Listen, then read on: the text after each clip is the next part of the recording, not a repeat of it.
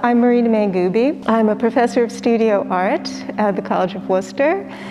I'm a painter, printmaker, and installation artist, and this is the exhibition of my most recent project titled Painting Biathlon at the College of Wooster Art Museum. I began skiing when I was 2 years old.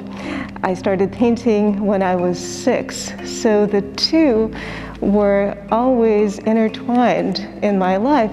As a skier, I have special respect for athletes who exercise this immense control over their body apparatus, and I thought whether there would be an opportunity for me to parlay my skiing skills and painting skills, which require similar control of focus and fine motor skills, into artwork. And I created a set of rules for my paintings, just like a biathlete has to abide by certain rules.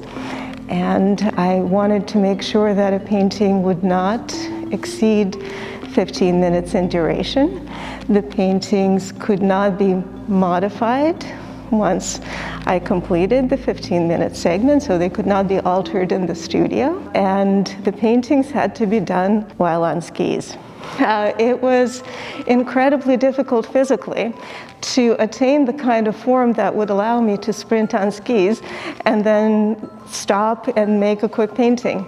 Just like, an athlete who aspires to win also makes herself vulnerable and always faces a risk of failure, so did I. And that was a challenge. It made me rethink who I am as an artist. People think about sports and art as fundamentally different pursuits, but in many ways they are alike in that both athletics and art require constant practice and discipline and endurance.